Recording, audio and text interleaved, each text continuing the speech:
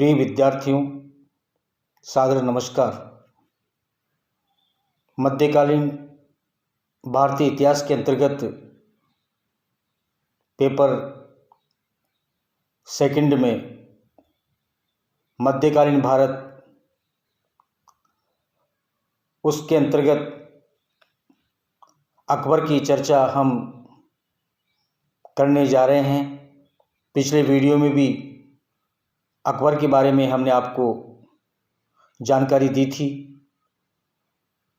अक्सर अकबर को महान सम्राट कहा जाता है, उसको एक राष्ट्रीय सम्राट की संज्ञा भी दी जाती है। उसी के संदर्भ में आज हम अकबर एक राष्ट्रीय शासक था या सम्राट था, उसकी जानकारी इस वीडियो के माध्यम से मैं आपको देने जा रहा हूँ। अकबर ने कई ऐसे कार्य किए जिनके आधार पर हम उसे राष्ट्रीय शासक मानते हैं या मान सकते हैं। अकबर भारत का पहला मुसलमान बादशाह था जिसने अपने हिंदू व मुस्लिम प्रजा में कोई भेदभाव नहीं किया और अपनी संपूर्ण प्रजा की नैतिक और भौतिक उन्नति के लिए सदैव प्रयत्नशील रहा। उसने सामाजिक, धार्मिक, राजनीतिक, भौतिक उन्नति के लिए सदैव प्रयत्न किए और सामाजिक, धार्मिक, सांस्कृतिक और राजनीतिक क्षेत्रों में समन्वय स्थापित करने की नीति अपनाई। इसी आधार पर उसको हम राष्ट्रीय शासक कह सकते हैं। फिर भी अलग अलग बिंदुओं के आधार पर यहाँ सुविधाजनक रहेगा, जैसे राजनीतिक और प्रशासनिक एकता देने का प्रयत्न किया अकबर ने एक विशाल साम्राज्य की स्थापना की और उसे राजनीतिक एकता के सूत्र में बांध दिया।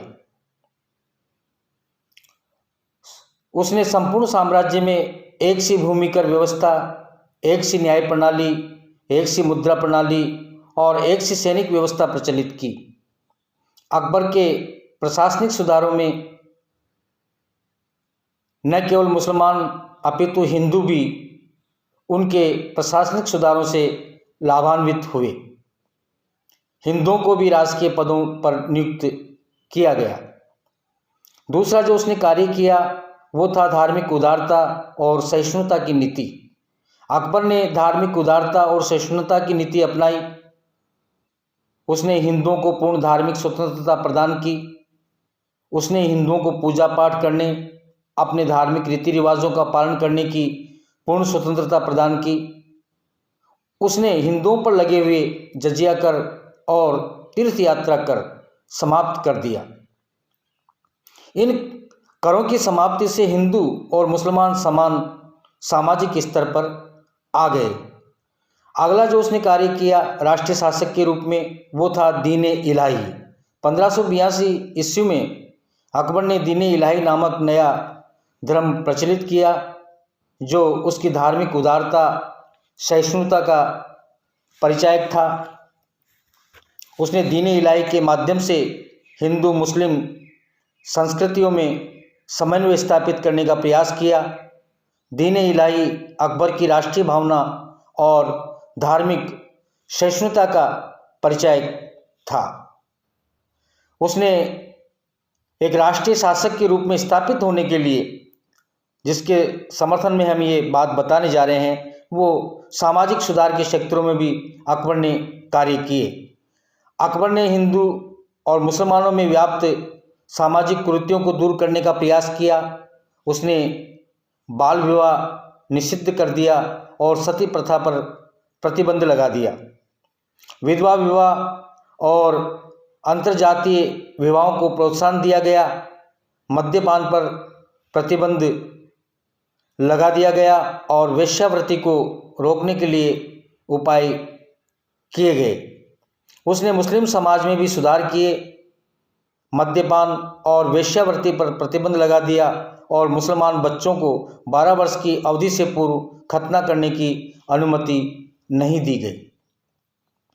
अकबर को जिन आधारों पर हम राष्ट्रीय शासक मान सकते हैं उनमें सामाजिक सुधार के साथ साथ सामाजिक समन्वय की स्थिति को भी हम प्रकट कर सकते हैं। अकबर ने हिंदू और मुसलमानों दोनों के सामाजिक जीवन को समन्वय स्थापित करने के लिए हिंदुओं के त्योहारों जैसे होली, दीपावली, दशहरा आदि को उत्साहपूर्वक मनाने की प्रथा प्रारंभ की। ईद, नौरोज आदि के उत्सव भी मनाए जाते थे और अकबर हिंदू नरेशों की भांति तुलादान और झरोका दर्शन की प्रथाओं का पालन भी करता था। अकबर ने शिक्षा के क्षेत्र में भी समन्वय स्थापित किया। अकबर ने हिंदुओं और मुसलमानों की शिक्षा के प्रसार के लिए अनेक कदम उठाए। उसने मुस्लिम बालकों की शिक्षा के लिए मकतबों तथा मदरसों की स्थापना की। उसने अनेक हिंदू पाठशालाओं और संस्कृत विद्यालयों को भी स्थापित किया।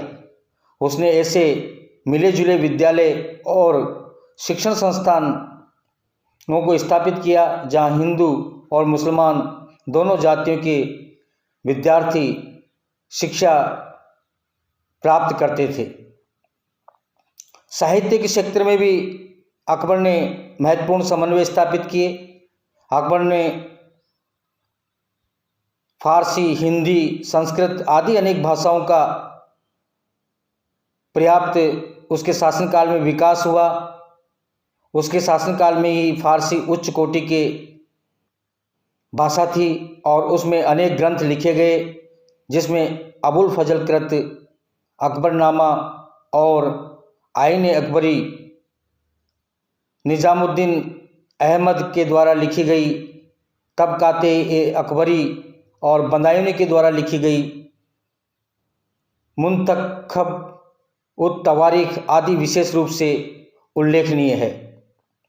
अकबर के शासनकाल में सूरदास ने सूरसागर और तुलसीदास ने रामचरितमानस, अब्दुल रहीम ने रहीम सतसई आदि हिंदी ग्रंथ लिखे। उसके समन्वय में रामायण, महाभारत, पंचतंत्र, अर्थवेद, लीलावती, राजतरंगिणी आदि ग्रंथों का फारसी में अनुवाद अकबर के समय में ही किया गया था।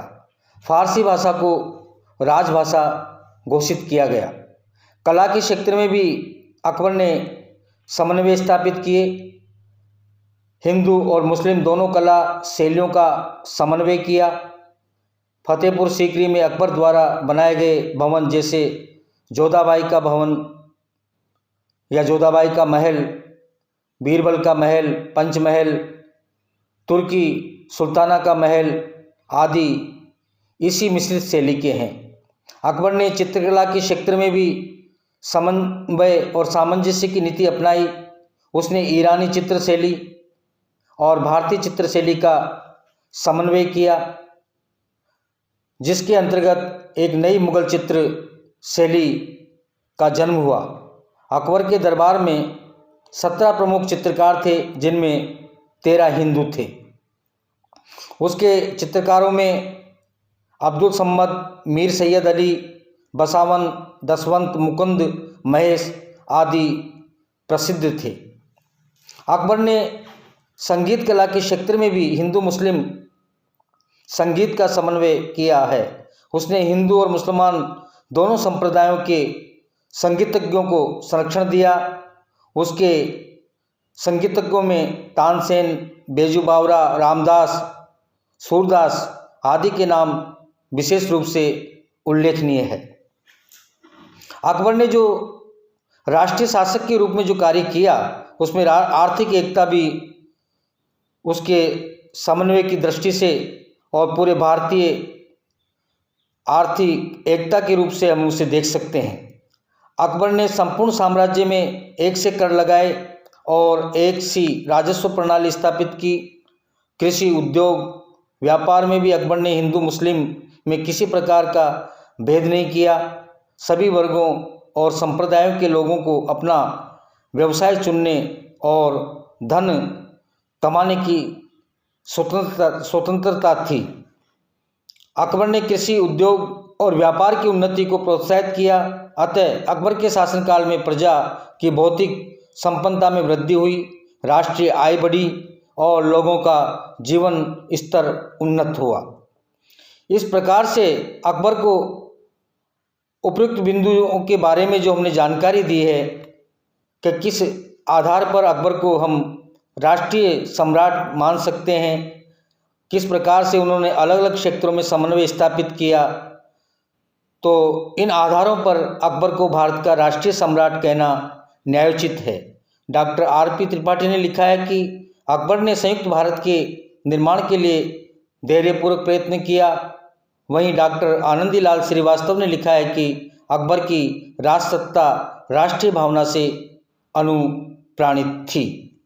तो प्रिय विद्यार्थियों, अकबर के राष्ट्रीय शासक को मानने के आधार के जो मुख्य बिंदु थे, उनकी चर्चा हमने आपको इस वीडियो के माध्यम से दी है। धन्यवाद।